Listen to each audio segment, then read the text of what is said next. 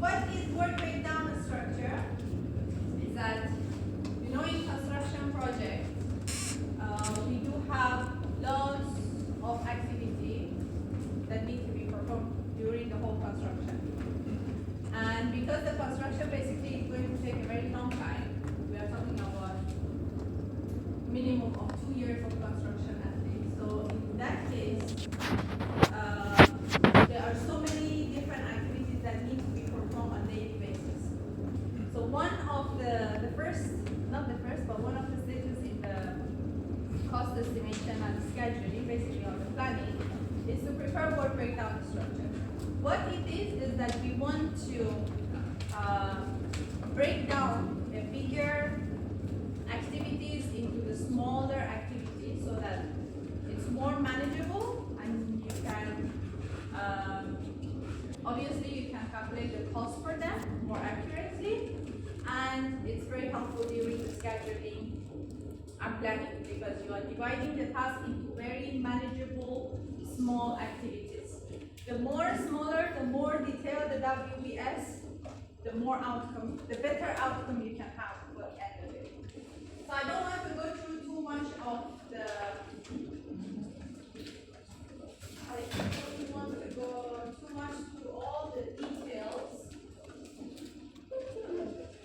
You can read the descriptions by yourself. Work breakdown and structure. We are looking at something like this at the end of this. This is what we want to have. What I'm going to teach you today is how to prepare a work breakdown structure.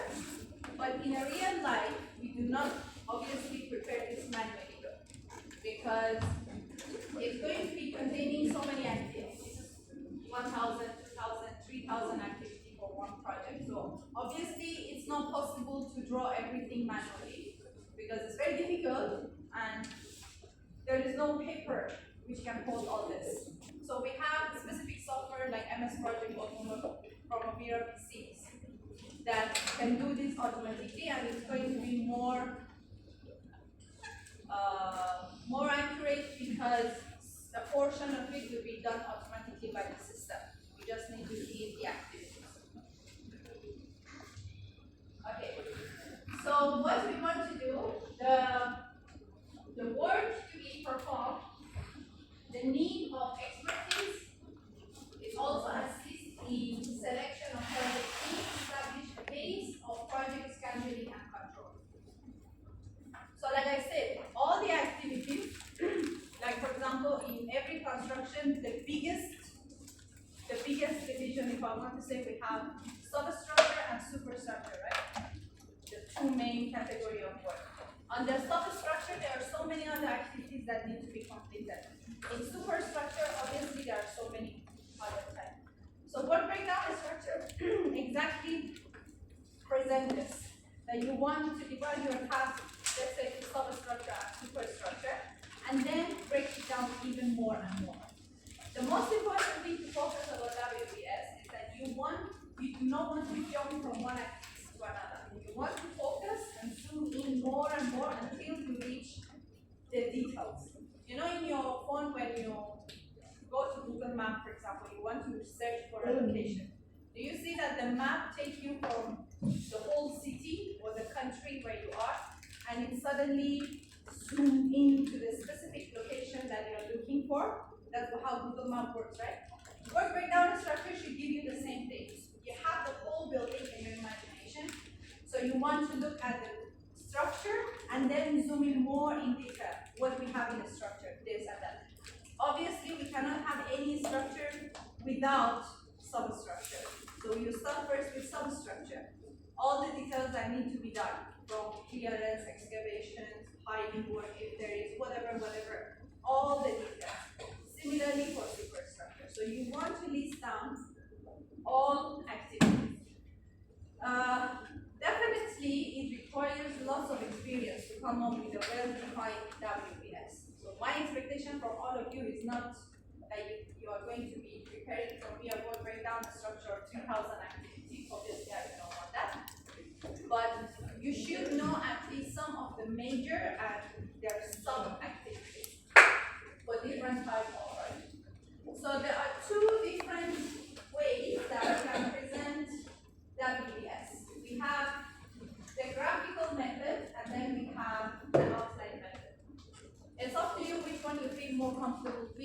choose to do it. Graphical is more on something like this. And outline, definitely we are following numbers. But why understanding this is very important, even though in a real life we never do this manually and we just use the software. If you do not understand the basic of what is word breakdown structure, how to prepare it manually, even though if you know how to use the software, at some point you will get confused that what is this and what happens suddenly. Back then when I was doing my undergrad, they straight away we had a class even for this to teach us the software. So straight away the lecturer took us to the computer lab and started teaching us how to use MS Project and directly from here. We start learning how to key in data to the system, how to arrange this and that. But at the end of the day, we couldn't get, because it's like going to give you like a chart to follow the progress of it.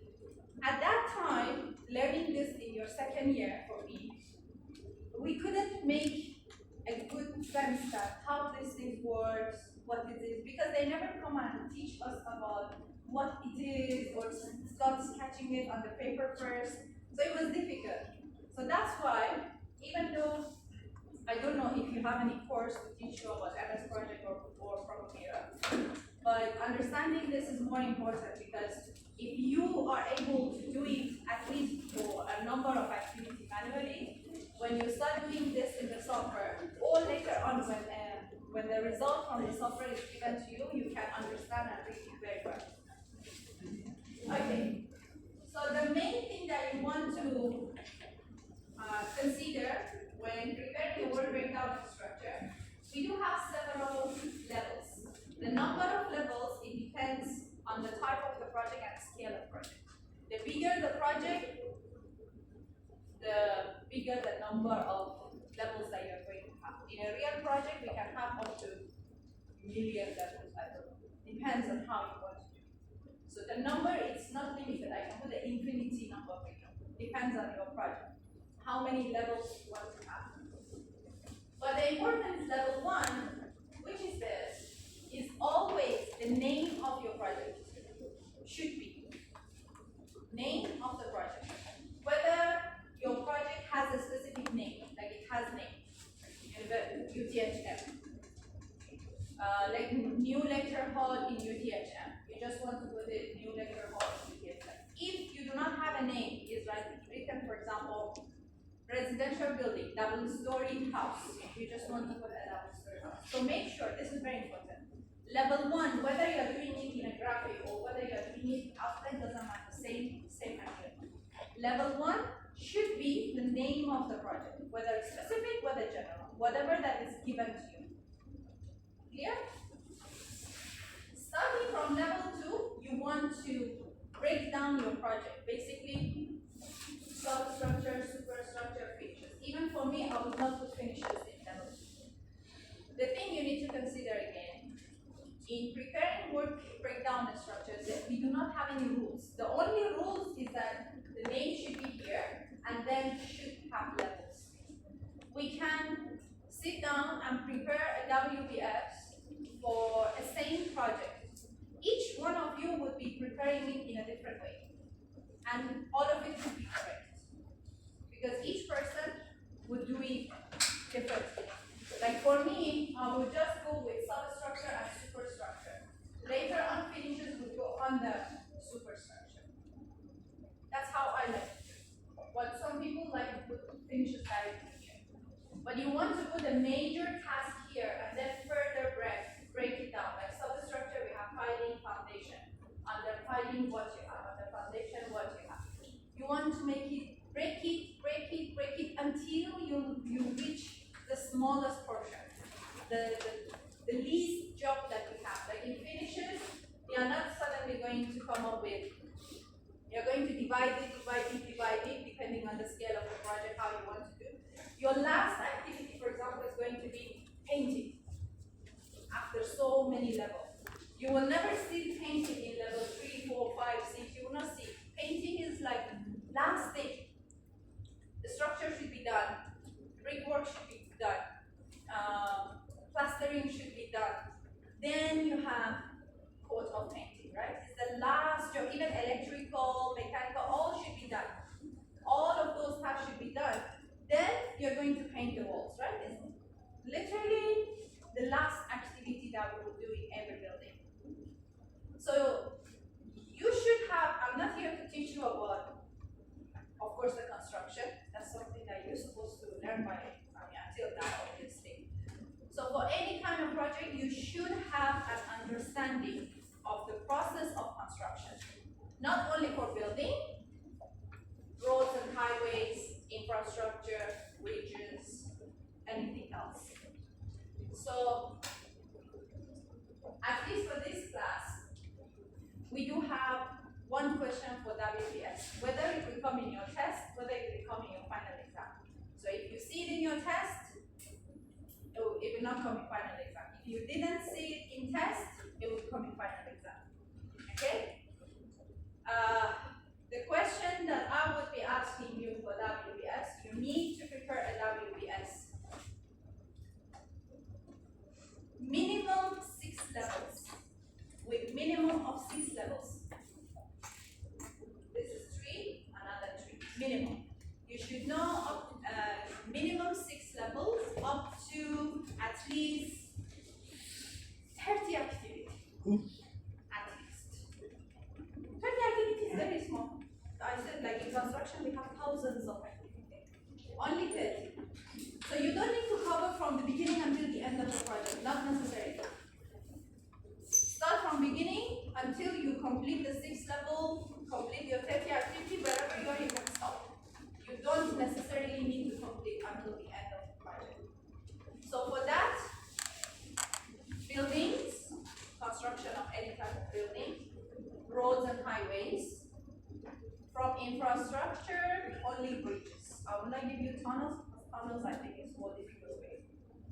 So for these 3 different types of projects, make sure you know the activity. Do not only consider buildings, because roads and highways is also something of your job as a civil engineer. Similarly for bridges and other types. So that's the question that will be given to you. So this is basically like what I said. You are going to, from 1, you are going to break it into 2 or 3. Not necessarily you are going to follow this pattern. Your pattern is up to you. How you want to prepare your WBS is up to you. But usually, of course, the more the levels are increasing, the number of activities are going to increase. It doesn't make sense if in your level 2 you have 3 activities, in your level 3 you have 2 activities. Doesn't make sense, right? Because you are breaking down something. When you, today if I give you a rock and you break, it's 1 rock, you break it, it becomes 2. You break it further, it becomes more. You break it further, it becomes more. It never gets less, right? So same thing. You are breaking the activity, so it's supposed to get more and more. If you have 3 activities here you want to have more. Further, you want to have 1. Do not make the mistake that in your level 3 you're only going to have 2 or 3 activities. Okay? Clear until here? Anything I cross, you can read by yourself. So this is one example of work of WBS. You can just have a look to get yourself a bit familiar with it. It's to me, I would prefer usually the graphical method, because the outline, if I go back, you have to follow numbers. And to me, following the numbers is like, why do I have to make myself suffer? You know, if you make a mistake in one number, the whole thing will go wrong, right? This one, the one that usually, because the original one, when we use software, the output, it will give us something like this. But it's up to you. I still, in other classes, I have seen students that they prefer this and they do it well.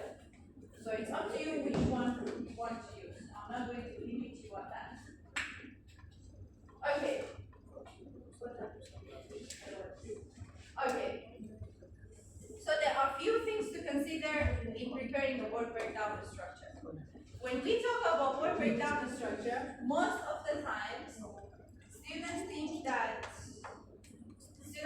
that we are only talking about construction activities, physical activities that are happening inside. Besides the physical activity, I will come back to this one, but let me first show you this one. Besides the physical activities that we have, any work that is being done by labor, we could have other activities as well. Construction is not only what happens in the site. We still do have project manager, engineers, lawyers, everybody that they are working at the same time that the construction is happening, but they have their own tasks, and they might not be exactly on the site. Remember in chapter 2 we had so many different types of costs? Your mind might just go straight away with material, equipment, and machinery. In the first place, you might never consider electricity and water and other type of costs. But they are still related when it comes to the total cost of a project or total cost of an item. Similar things here. Your brain might just go with a physical activity. That's why we have two different types. We have functional and physical work. Physical works are the works that are being done by labor. Any works that is being done by labor. Any substructure, superstructure, finishes, excavation, this, that, anything that is being done in the construction site. We consider that as physical work. Besides physical work, we have functional work. Functional work are the works that is being done by project manager, lawyers, sometimes the engineer. Works that are related with the project, but they are off-site sometimes. So here, if you look, we have, this is the name of the project, level 1, commercial building project. Further break it down, you see to site work on foundation, exterior, interior, roof. That is another way. That's why I said there is no one method of doing WBS. It's up to you how you want to do it. Level 3, they further break down the activities. Then the rest of it. Here, all of them are considered as physical work. These are all the works that are being done in the construction site. Anything related with exterior, interior, roof, electrical system, mechanical system, real estate, and project management. These two are not something being done physically, right? Project manager, does he do something physically? No. But can we do a project without a project manager? Can we do a project without lawyers? Without real estate? Not possible, right? We need to have it. At least in case of construction we are talking about. So this one, we call it as functional activity. We need to have them still in the project, but they are not part of the physical activity. So there are two different work elements, functional and physical. Physical are all the works on site. Functional is the one that is with the project management, lawyers, and there are so many other activities. So again, for the case of test or final exam, you need to have well understanding about construction, building construction. You need to know the process for the building, bridge, roads and highways. Minimum 6 level, minimum 30 activities, including both functional and physical work. Is that clear? Yep. Okay, so I will go back and show you this one. Have you seen this before? So you know what is that word breakdown structure, if you have seen it. So this is a screenshot from Microsoft Office. Microsoft Project.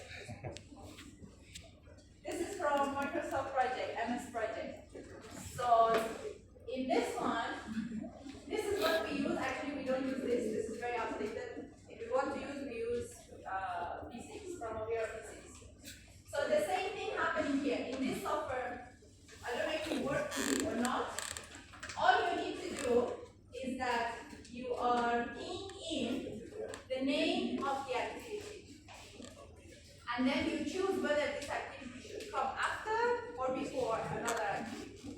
So you just key in your activities and key in the duration for each activity, how long each one of the activities is going to take. The rest of the information is all generated automatically because you are going to give start date for the project, and according to the duration for each activity, the system automatically will calculate for you start and finish date. So it's not being done manually, but you should learn this first manually, because if you don't, then you will get wrong.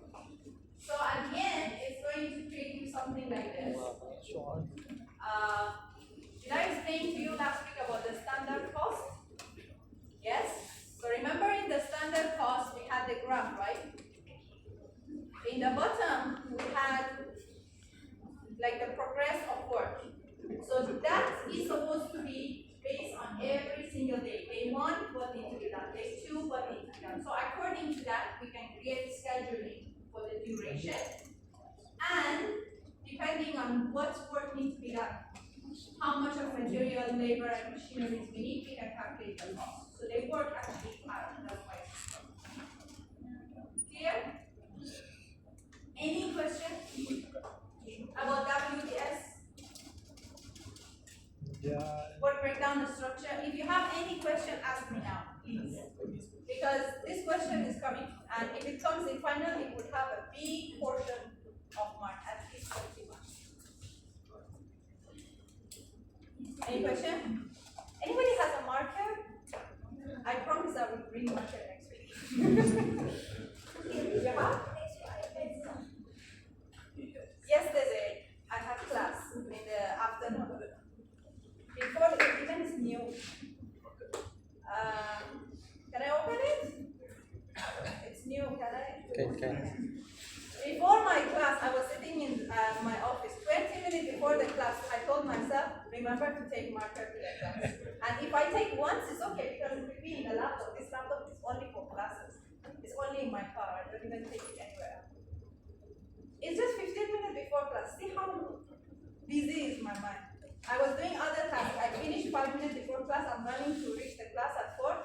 I sit in my car, I drop, I reach in front of the car, I forgot the marker. And of course, I'm not going to go back. So, thank you very much. Okay. So,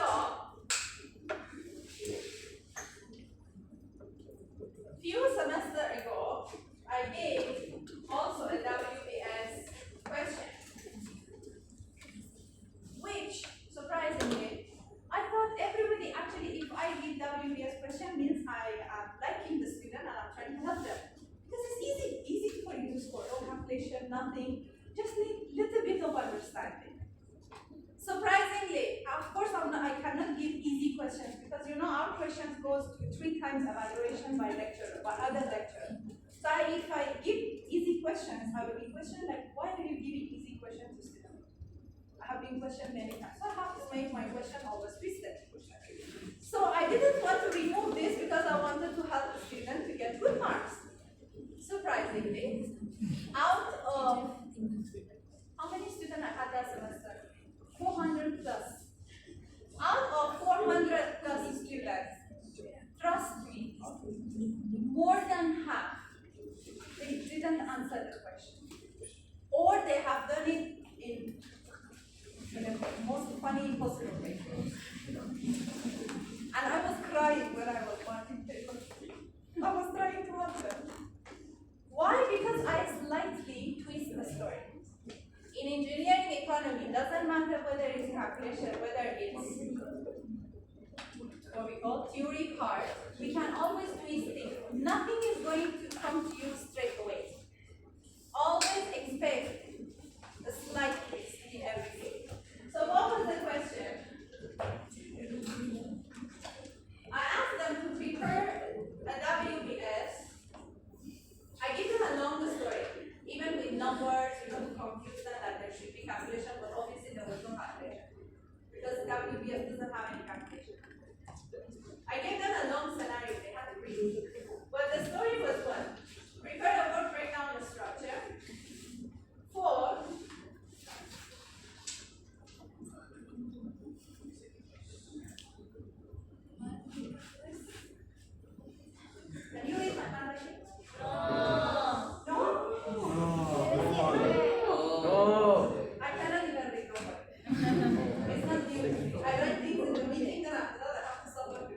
It's multi-purpose project. Oh. Because I write fast. My brain works fast. I talk fast. I write fast. I can write nice, but it will take 1 hour.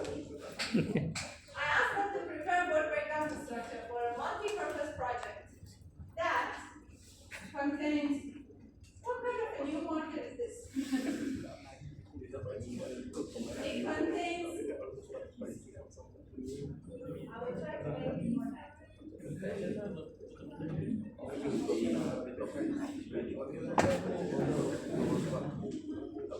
Sa kanang kuha.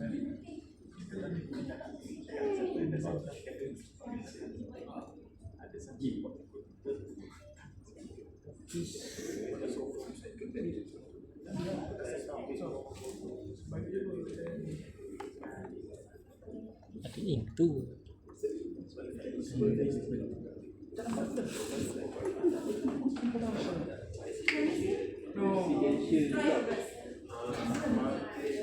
I asked them to prepare a word breakdown structure for a multi-purpose project that contains, really happens, that contains often 2 blocks of office buildings, block A and block B, but then I give them names, just to make it look more complicated.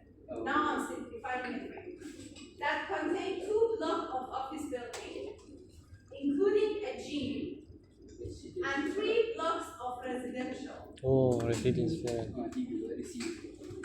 So similarly, I asked them, prepare a word breakdown structure with, I can't remember, 5 or 6 level, with 20-25 activities containing both functional and physical works. Okay. Can you do it now? Do it. You don't need to do all the activities, but just prepare the basic word breakdown structure. I want to see if you are smarter than the students in that semester.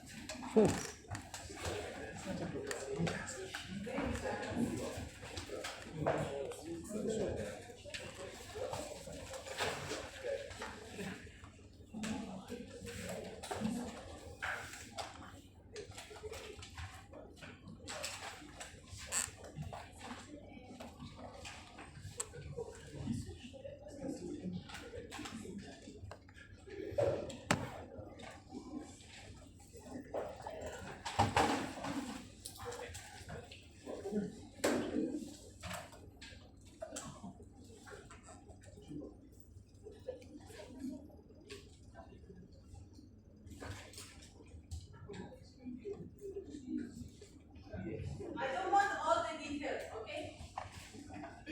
Just prepare the basic.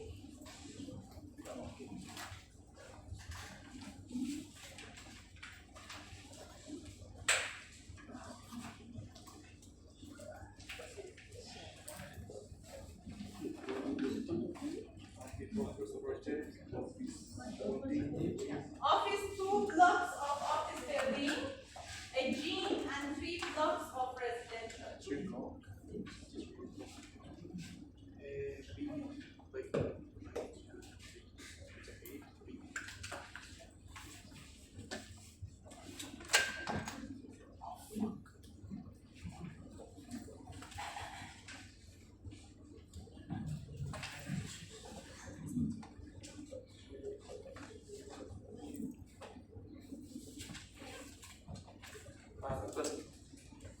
Office what?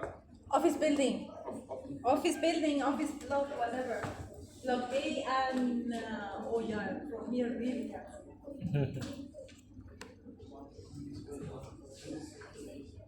No, you can do that if you want, but we have the basics, the one with the graphic cover, you are searching for it online? Okay. In your test final, you don't have your phone, right? Okay.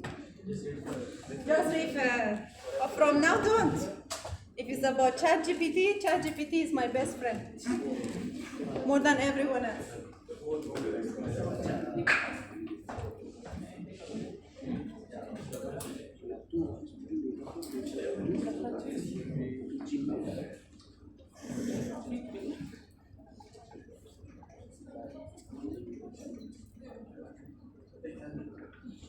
Of course, why not?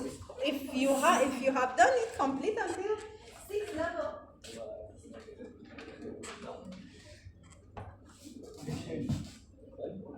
Okay, apparently you are more smarter than the student in that semester. Because I can see at least few people have done something.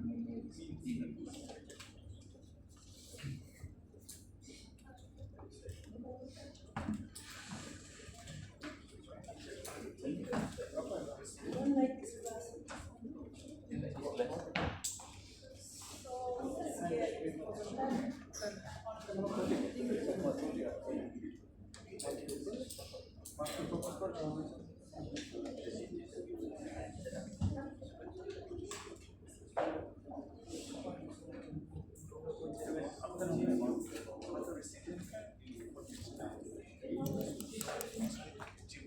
Resident block.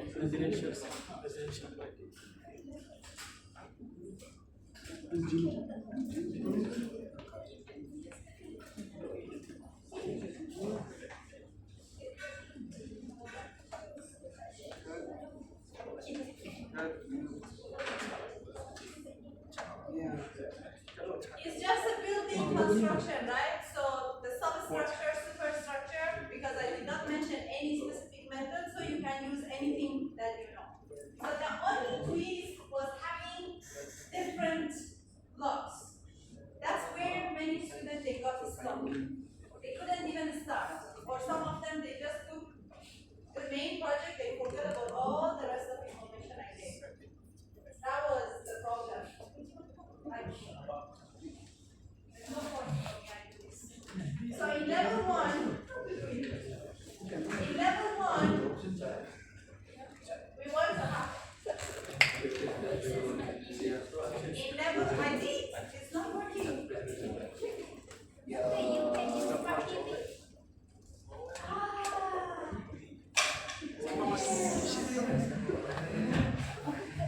I remember now that you say I remember I used this last week. Because also I didn't have water, right?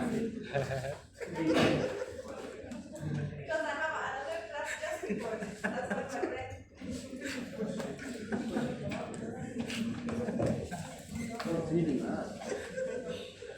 I remember saying this is not very smart. Okay. Take the car. So, this is the name of the project you want to put up here. If there is a name, you put the name. If not, multi-purpose, blah, blah, blah, whatever. Then, we had 3 major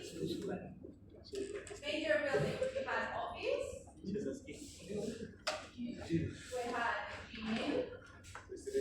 and we have residential, right? For office, we have 2 blocks,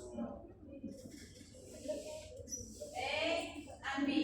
Gym didn't have any. Residential, we had 3. A, B, and C. How many levels do we have already? 3. Level 1, level 2, level 3. So you continue this for another 2 to 3 levels. The rest of it is normal construction. That's the only thing to cover all the topics. I mean, whatever that you will remember. Then after this, you can continue. Substructure, superstructure, but remember, you should include functional and physical activity. So physical are all the construction being done on the side. Functional is anything else related to it. Project management, real estate, lawyers, anything else. Clear? Clear? Yeah. So building projects, roads and highways, bridge. I will give you one of these 3. So don't only focus on building them, suddenly I will give you a bridge and then you will say I don't know how to build a bridge. Any question? No. Okay.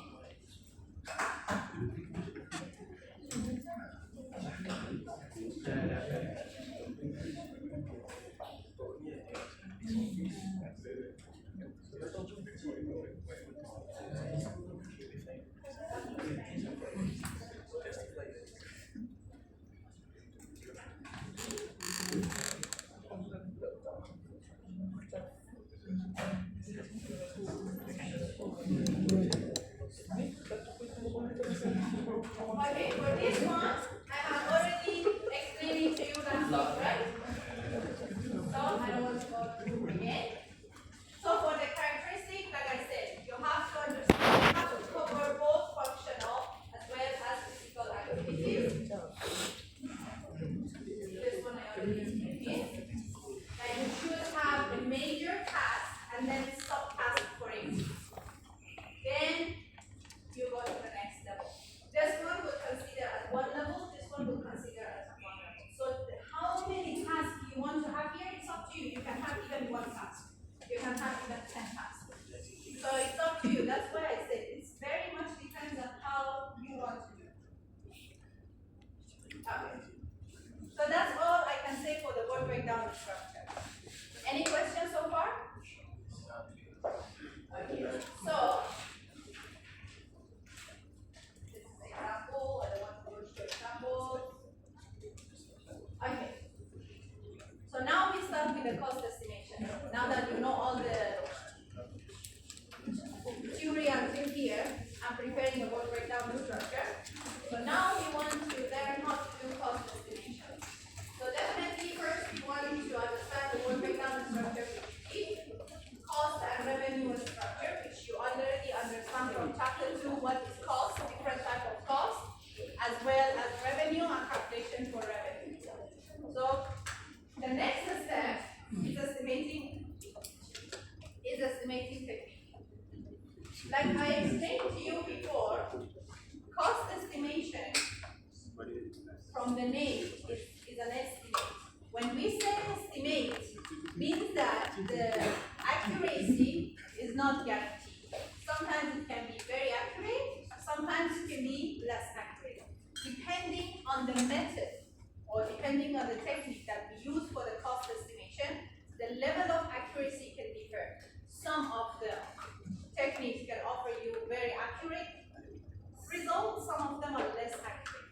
But usually, the ones that are more accurate, they consume lots of time to prepare. The ones that are less accurate, definitely is going to be much faster.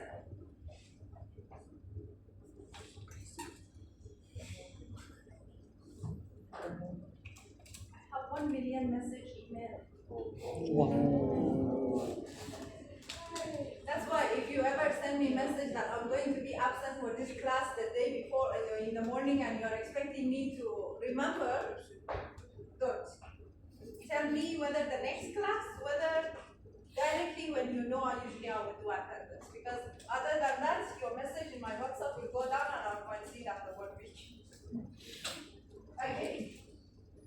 So, looking at the source for cost and revenue estimation. Do you remember when I explained to you about the top-down, bottom-up approach? I already explained to you that construction, all the construction projects are within the category of top-down approach. In a top-down approach, with all the explanation that I gave to you, the project management is on top. The work is divided into different groups. Each group, they will perform their own task and pass it to the next party, right? Until the end. The main difference between the top-down approach and bottom-up approach was that in top-down, which is similar with all the construction work, we can use historical data. Historical data, sometimes it's similar project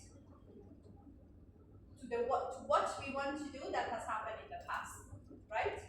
And other data that so here what you can see different types of, we have historical data, we have the pilot plan, test marketing program, survey, sales engineering, whatever, we have government data. There are so many informations here that we can consider all of these as input. Remember the process? Remember the orange juice? Yeah. What would happen if our orange is not a good quality? You would not have a nice orange juice, right? Yeah.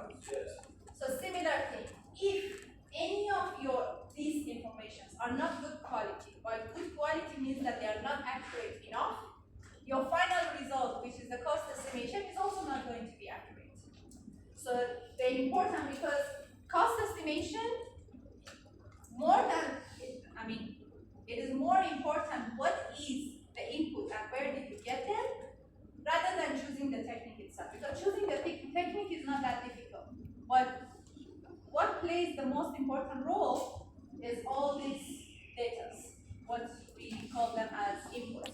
So the input should be very high quality. For example, if you are using historical data, what is historical data? If you can give me an example. In construction. Okay. Imagine we want to construct an ugly lecture hall like this again.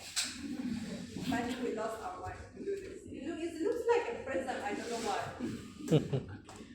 Imagine we want to build a lecture hall like this again. This is very old already, right? Yeah. What do we need to do? We already have done this, right? So what data from this can be used if we want to redo this again?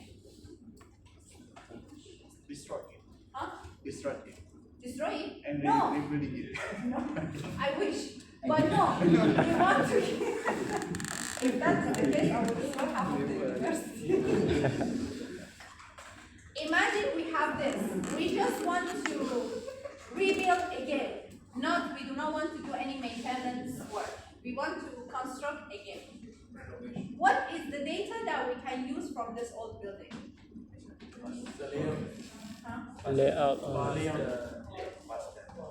Cost, material, layout, plans, drawings. What else? The design. All of these are what? History building. Again? BQ. BQ, yeah, I see. The bill of quantity, right? Yeah. Equipment, machinery, drawings, all of these is what? All of this is BQ. One document complete, including everything, cost, material, labor, equipment, machinery, all different types of drawings. All of this is bill of quantity. Have you ever seen a bill of quantity in real?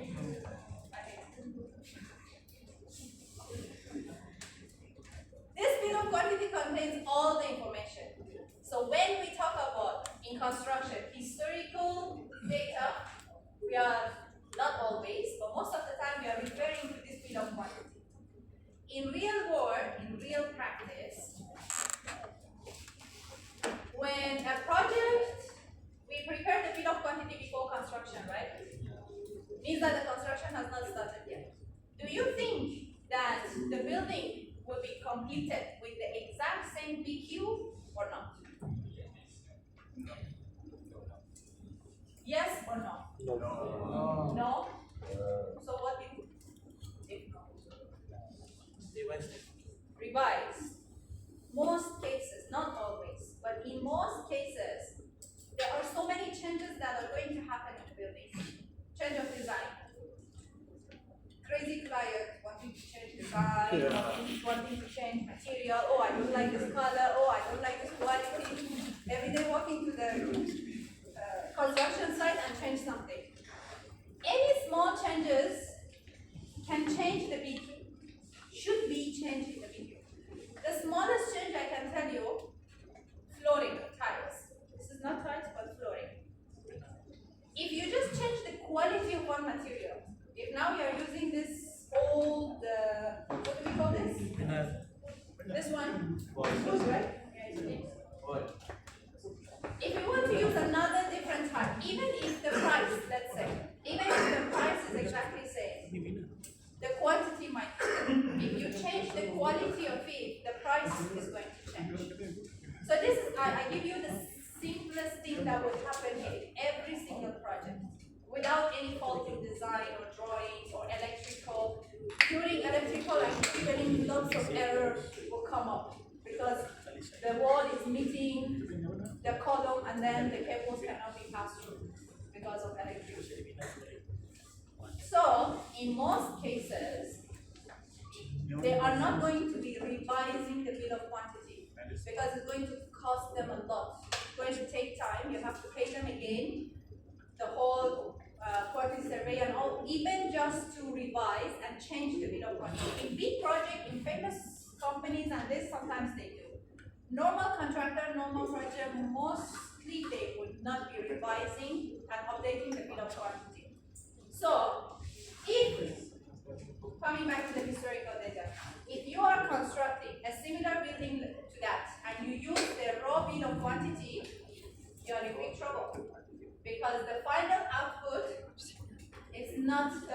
and the BQ. Why I say this story? Because any of these that you want to choose, any of these that you are using as an input for your cost calculation, doesn't matter whether it's historical, whether you are referring to the government data, or whether you are using online sources. You want to make sure they are as accurate as possible. You want cost, only go to JKR. Don't go and elsewhere and check for the cost. Today, if you go online and just write in Google cost of material in Malaysia, you will find hundreds of websites offering different costs.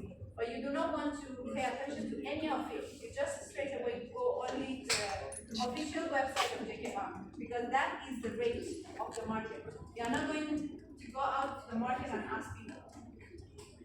So, again and again, quality of raw material, quality of inputs really matter. Because if not, at the end of the day, your orange juice will not be tasting and you will not like it.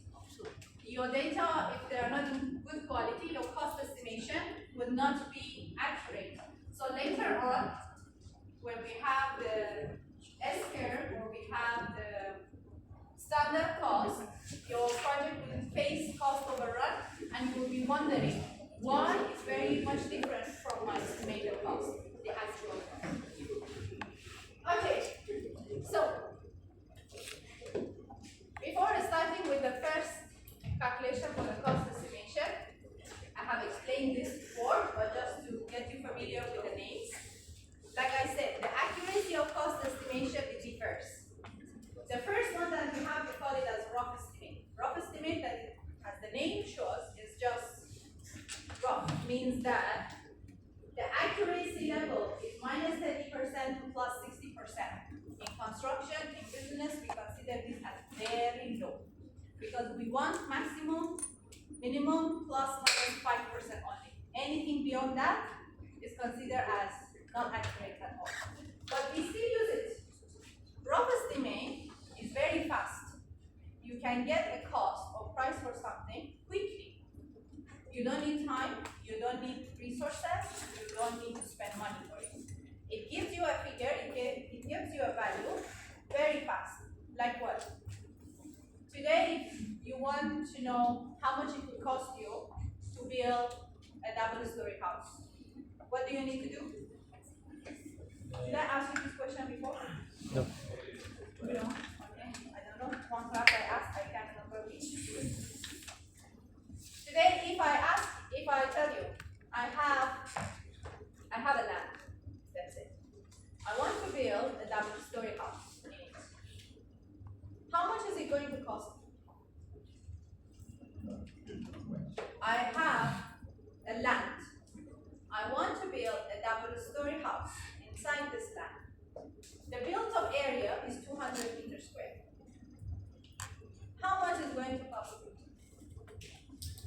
What is your, I don't want you to give me a number, but tell me the fastest way that you can come up with the price, that with the cost of the construction. Calculate with calculate with square feet meters. There's a rate of every square foot meter. So the Rate of? Square feet meter.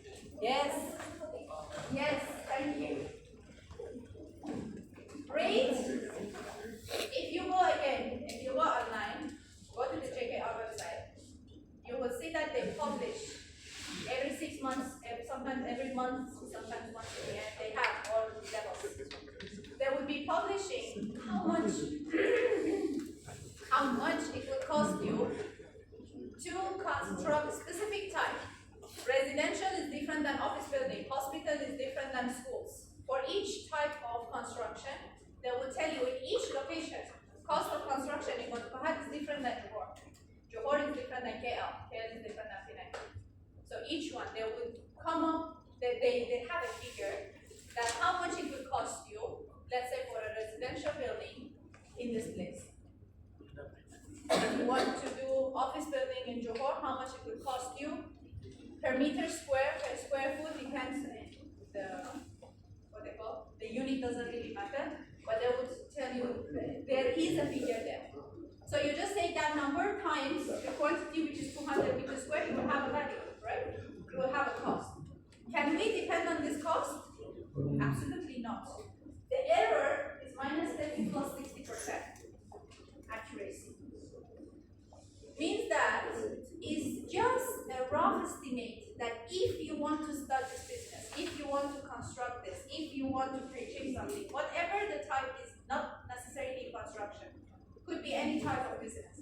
If you want to perform certain tasks, how much it will cost you. So whether you would know that, okay, I have this much money, so I need extra, so maybe I can borrow, maybe I can get loan, or suddenly if the figure is too high, you will be like, okay, I can't even think about it, I still need to do saving.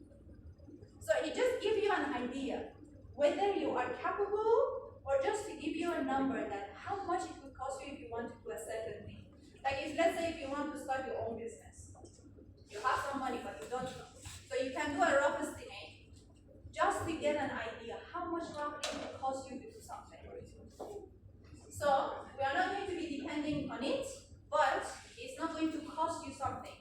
You don't need to hire an engineer or an expert or anybody to pay him to come up with a cost. Next one is semi-detailed.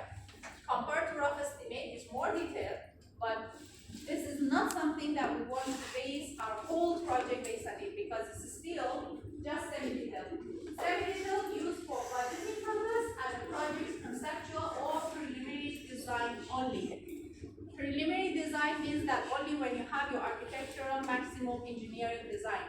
Anything before QS evolve, you will have a cost until there, right? Because you want to know how your project is going on. Once your project reaches to the point that you are going to have a QS, the QS is going to come up with a bill of quantity, then you will have an estimate, which is very, all of our projects should be based on detailed estimate. Comparing the percentage of semi-detailed estimate with detailed estimate, you can see that this one is 10 to 20%, and detailed is the one that we are looking at. Plus minus 5%, even and sometimes 3 to 5%, depending on how detailed it is. So all of these three are usable. You can't say that because detailed estimation, the accuracy is very high, I'm only going to use detailed estimate. Can you tell me why? Why still all of these are useful, even though this one, the accuracy is very low, and this one, the accuracy is very high? Why do we still use all of them? Or why do we still need and practice all of them? Estimate the Any idea? cost. Huh? What?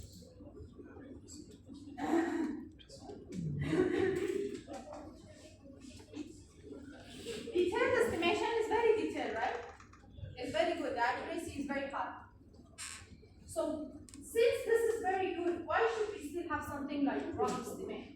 From rough estimation, we can go for detailed estimation. Again, I cannot hear you. You see how much I shout? That's why I have all this coughing? Because I don't like my voice is already like a mic. Huh? To prepare the budget. Yes, to prepare the budget. But why don't we start directly with this? Because With the detail. detailed estimation, we could conclude we can ready the bill of quantities together. Okay. Due to the Why? rough estimation. Why we don't do that from beginning? Because in rough estimation, we can't be sure of which exactly or what type of materials what is for it. Okay, why don't we do it from beginning? Because we are not sure what. Take the time. You are not sure about it. Yes. Why don't we do it from beginning? I'm saying detailed estimation, everyone agrees that it's good. And eventually, for any project, you are going to do it. So why don't we do this from beginning? Take the time. Because cost needed to do a detailed estimation. The cost needed to do detailed estimation is very high. Who do we need to do rough estimate? No one. Us, internet, laptop. 4, even if no laptop. Maximum, you need a good friend as a contractor to tell you also the same budget. A good experienced contractor would know. Okay, building here, 3 per meter square is costing 3K. Contractors, they know. It will cost us nothing. Detail estimation.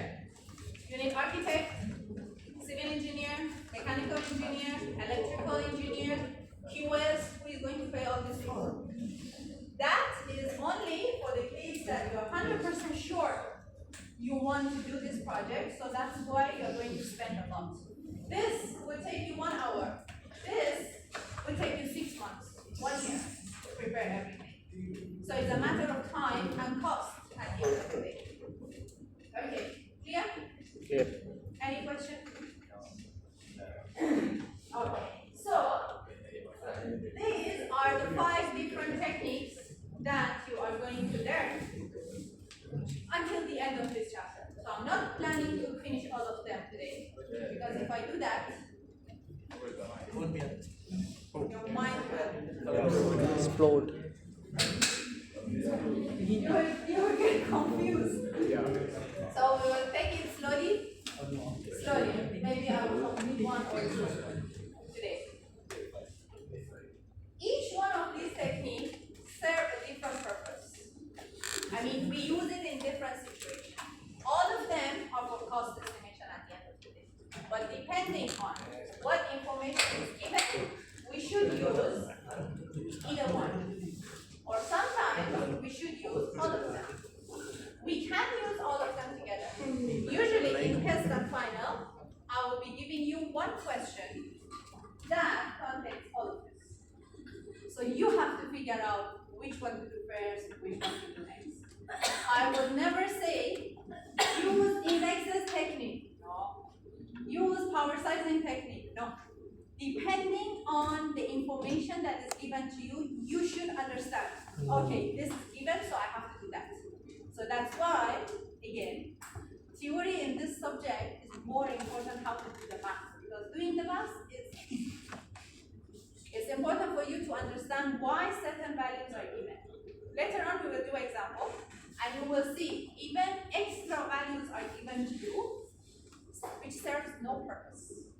You just have to take your red pen and cross it. I'm not using this. This is just a fool. This is just to cheat me. This is wrong because we give you values that you don't need them. Okay? So we start with the first one. Have you ever heard indexes or any of this before? Nope. No? Nope. Okay. Indexes, very simple technique, yet very, very, very useful. We use it literally for every type of project. Indexes technique, even though they are very simple, they are based on historical data, easy to calculate, and we can use them in literally every type of project, whether it's construction, business, or in manufacturing, or any type of other engineering, we can use them. You can read them by yourself first before I explain it. So read the descriptions I wrote there. I don't want to shoot them. How the cost or price has changed with time, particularly escalated with respect to basic. Index provide a convenient means for developing present and future cost price. Why this class is so fast? Okay, take 5 minutes. Sometimes updating.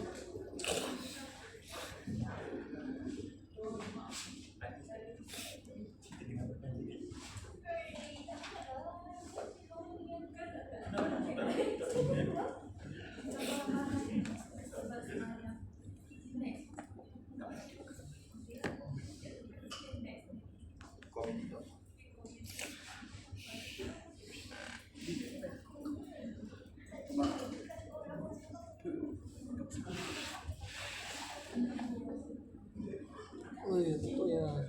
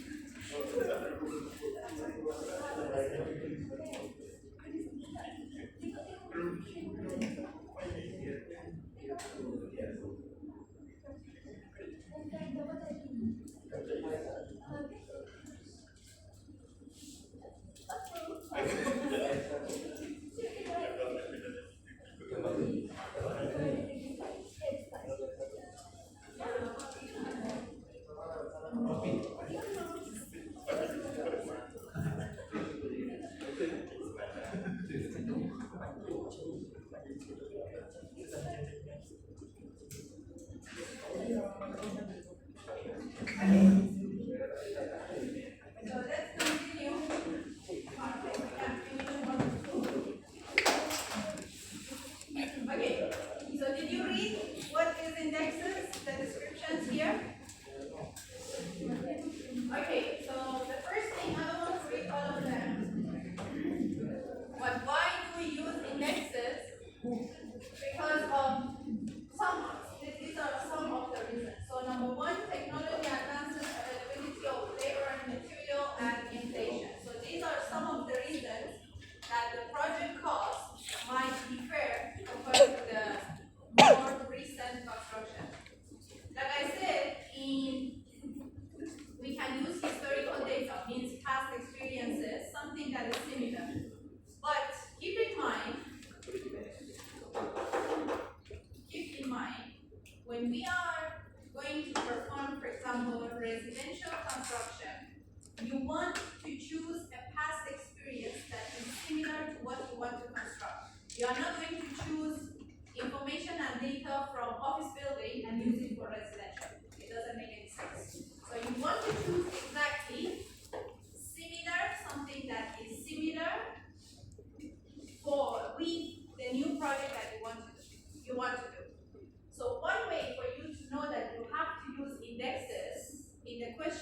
somehow it will be delivered to you that we are trying to construct a new, let's say, building, which we have done it previously as well. Or we want to perform a new task that we have done it before. So something that you are repeating it again, and something similar to that, not necessarily construction, has happened before also. So because materials can change, the technology can change for, obviously, and the technology keeps on getting better and better. You want to upgrade the system, you want to change the material.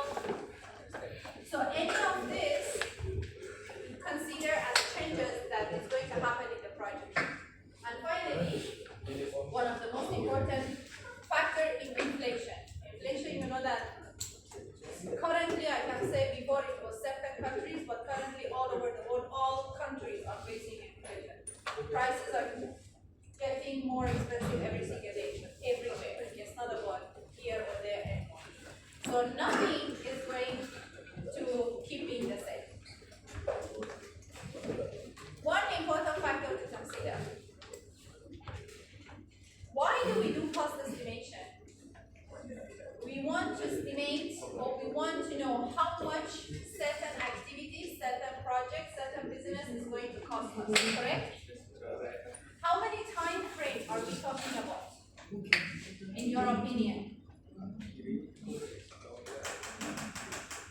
How many time frames are we talking about when we talk about cost estimation?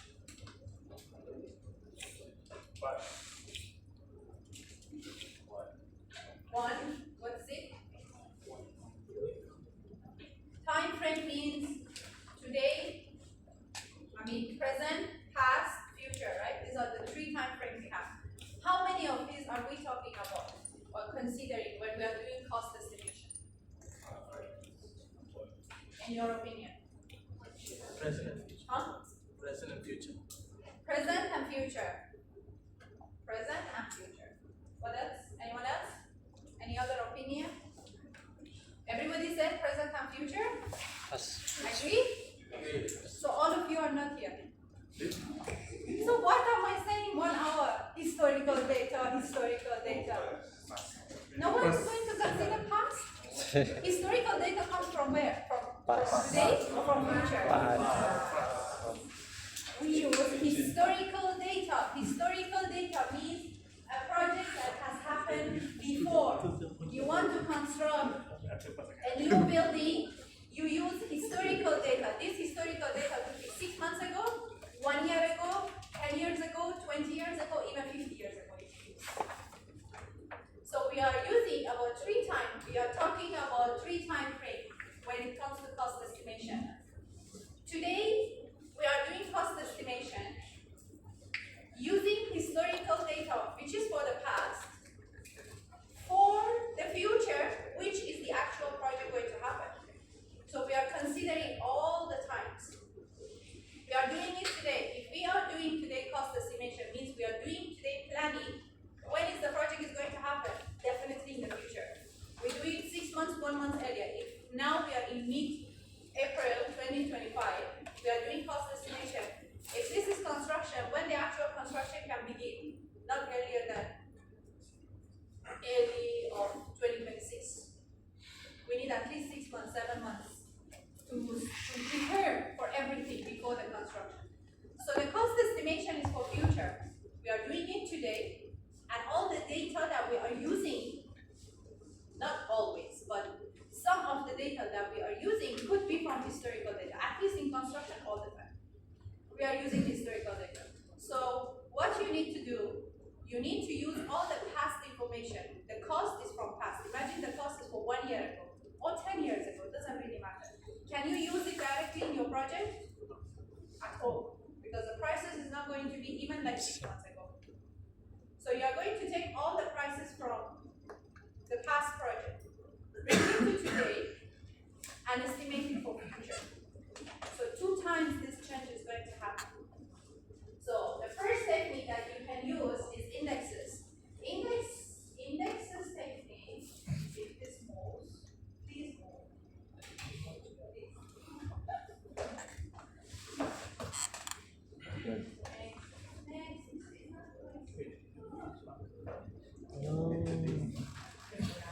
black. Indexes technique, it gives you this opportunity to calculate the cost and convert the old costs and prices to the new prices. So how can you do this? Before I explain this table, let's have a look at the equation. You're going to be using a simple equation like this. What we have here, this one is the cost that you want to calculate. First of all, this formula we use it if we are talking about one single item, one material, one type of labor, one equipment or machinery, one manufacturing, one product. It's if we are talking about one thing, not necessarily construction, but only one item. If it includes 2 items or 3 items, the formula is going to change. This is only for one single item. If it's a single item, we want to calculate the cost. What do we need? 3 parameters only. This one is the cost of that item or project in the past. The same cost. How much it cost them to construct this hall 10 years ago.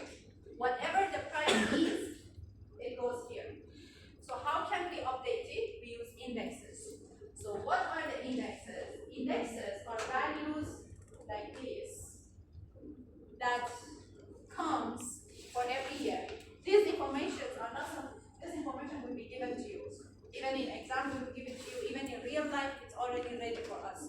To come up with this value, this is pure economy. Even I cannot come up with this. This is more complicated to come up with this figures. So every government, they will be publishing this. We can wait. I think we have, I will come back, but I want to show you this to understand very well. This is example for cost of material, indexes actually for material in Malaysia. As you know, first of all, the cost of material in every state is different. If you didn't know, new information for you. The cost of material for each state is going to be different. So you want to make sure the table that you are going to be looking for is in specific state or place where you want to do your construction. Secondly,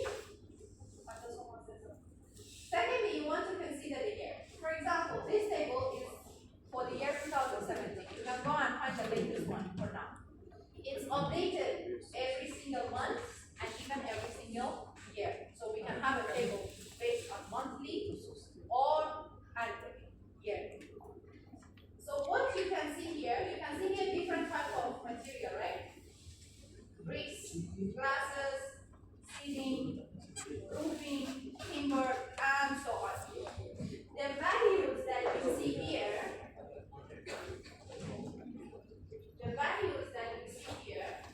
we call them as indexes. These indexes, what it does, you have indexes from past, you should have, this is what you need. You need the index from past and you need the index for today. To calculate the index for the future. And using this index, you can update the old price. That's it. That's all what you need. So you need 3 parameters. 2 index and 1 cost. The old cost, new index, old index. That's it. With these 3 parameters, you can update the cost. So now let's go back. Do this. So this is all what we need. Before we have an example, there are 2 things I want to let you know. Number 1, when we talk about indexes, it should be involved with a project that has been done previously and we are using a similar project. So somewhere in the story, this should be stated. Secondly, we can give you more than 1 index. I can give you 10 index, or I can give you the whole table of indexes like this. How do you know which one you are going to use or which year you are going to select? There are 3 methods for it. Number 1, clearly the index will be given to you. Index for now is this, index index for past is this. You have two indexes. This is the easiest way, which usually will not happen. The second method is that more variables like this are going to be given to you, and then we are going to use a keyword as reference year. Reference year means the year you are referring to. If I say the project, let's say, this table is from 1995 until 2005, right? If we consider 2005 as today, imagine we're in 2005. If we consider 2005 as today, so means this is current. What else do we need? Past. If we consider 2005 as current, we are going just to use this value as the index for today. So how do you know which one of these should you use as a other index for the past? I would be mentioning somewhere in the question that, for example, the year 2000 is the reference year. If more values are given to you, you will know this. I'm saying all this because I have been experiencing this during final exam. Million people that would be asking me, oh, there are a lot of values, which one should I use? Read the question, it's written there for you. So, remember the keyword reference year. When we say reference year, means this is the old, this is the past, which you are going to refer to. For one item, two items, or whatever it is. So you are going to be referring to any year as a reference year. Or, the third way is this. You see this? July 2012 equal 100. Anything equal 100 means reference year. Again. So this is one particular month. It could be a year. Like there, I could say, which year was it? 2000. Year 2000 equal 100. That means this is a reference year. So three methods. I can clearly give you two reference, two index, old index, current index. I can say that reference year is this. So you have today, you refer, or any year or any month equal 100 means reference year. Clear? Clear. If you do this wrong in the future, Hmm. you will be all dead. Okay. Come back here. So, one last time I will explain this and then we do example. Indexes is for you to update the price. Imagine I say the cost of material in the past was 1,000. How much is it going to be next year? So what do you need? You need this 1,000, which is the cost of material in the past. You need the index for it in the past in a particular year, and you need the index for it today. So you can come up with the price. So means whatever you get here is the new price. Clear? Any question? No. Okay. So let's do this one. Focus, and you can read. In evaluating the feasibility of a major construction project, an engineer is interested in probably estimating the cost of skilled labor. So you see, it's not material, it's not machinery, this is for human skilled labor we are talking about. And since it's specific to say skilled labor is one item. If it was skilled labor, unskilled labor, we use another method. So this is skilled labor only. The engineer finds that the project of similar complexity and magnitude. What does that mean? We are using historical data. That is again a keyword to show you that you have to use indexes technique. Before I continue, you know for the rest of this chapter we have 5 methods, right? Yes. I would never say in any of these questions that I will give you in test or final, use indexes technique or use power sizing. No, I will not say that. I will give you the whole scenario with lots of value, depending what is written and the keywords that you can find, you have to figure out which method to use. cannot simply read. Most of the time, the answer is within the question itself. Because, like I said, doing the calculation is easy. You just have to understand. So when you face something that a similar project with similar magnitude, a project that has been done in the past, when you see these kind of terms, means that you need to update the price, means that you have to use indexes technique. Okay, we continue. Completed 5 years ago, had a skilled labor cost of 360,000. So that's the cost you have. The ENR, which is the index, was 3,496 then. The first index for the past. And now is 5,127. So very clear. Here only three values are basically given to you. One cost and two indexes. So the cost, 360,000. This is the new index, 5,127, divided by the old index. So the result is 5,527. 527,000. Okay, what does this mean? Means 5 years ago, the skilled labor cost was 360,000 for the same project, for the same level of work. Today, skilled labor cost is 527,000. You understand now? We had the price, we just updated. Now you do this one. Don't look at the answer. The answer is in the next slide. And if you look at the answer, it looks very simple and easy. Then you will think everything is easy, but it's not. So please do it.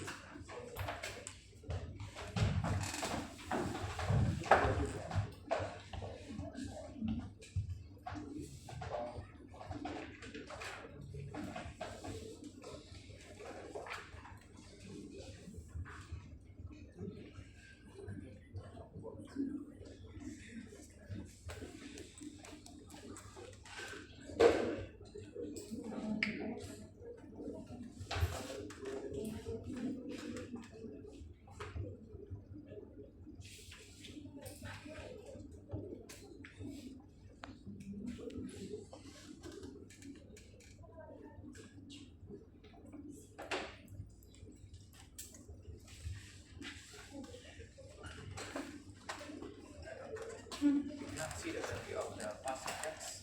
Oh, yes. Hold on.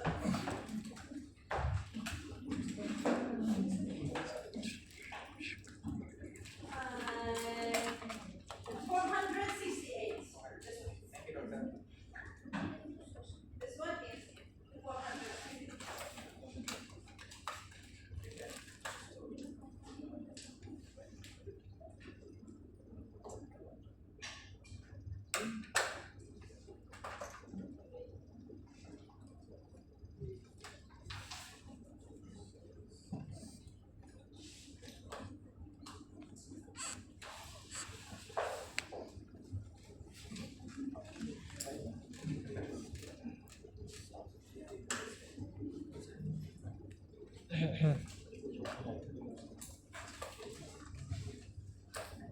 Done?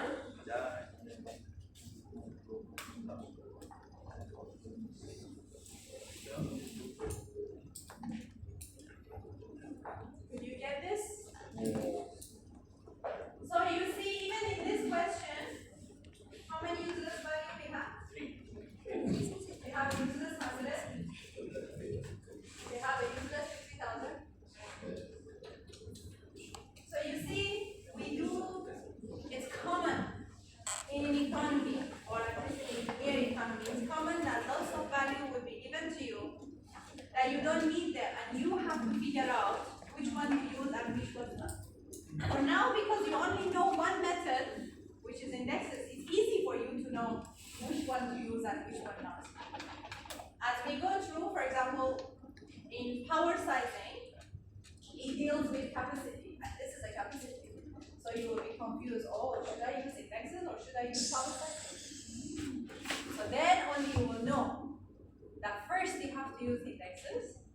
And then, because first you need to update the price. Then proceed with the capacity. And you would need more than one capacity. You need two capacity. So that's the thing. I will go slow, but I want you to really understand. Because later on, a lot of value and information will be given to you, and you have to select what to do first, what to do next. No one is, our questions are in a way to explain it to you. So before we go,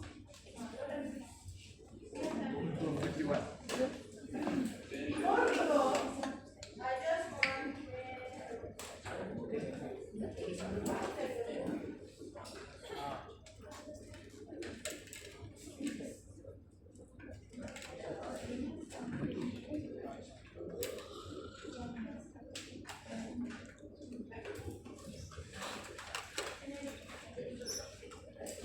for the indexes. Here in this question and in the previous example, the indexes was clearly given to you, right? Sometimes we have examples of the indexes. I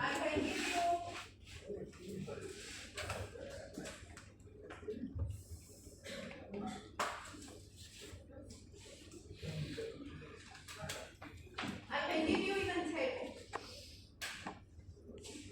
So in this table, for example, we are going to have different, let's say, material, wood, glass, or whatever. We can have different years. And for each one of these years, there is going to be a value for you. I can just give it to you like this. And then you have to, from the story, you have to understand which value to use. Sometimes we can write 2012 equals 100. And then you will know that, let's say, this one is your reference here. And let's say somewhere in the question or whatever, something for the future, I will be giving now to you. But now this is all will pass. So this is one option. Another option, in the question I would say, reference year is the year 2012. In this scenario, you don't use this, you don't use this. Now it seems easy, but when you learn all the methods, because we do have similar things, if you don't understand this 100% now, you will get confused at some point. Because now just these indexes is only for one item. If it's for two items or more, it's a different story. You have to do two different ways. So now that's why I want you first to understand what is reference year, how to find it. You need reference year for today, and you need a reference year for past. Only two values. And the cost. And this final cost that you get is the updated cost. So any calculations after this, you have to be using this cost as the new cost. So you are going to be ignoring this cost for the rest of the question. Clear? Yep. Any question? No.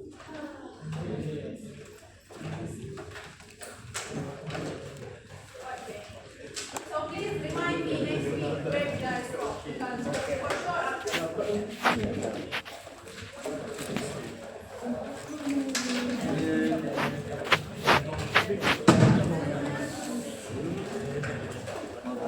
Tell you,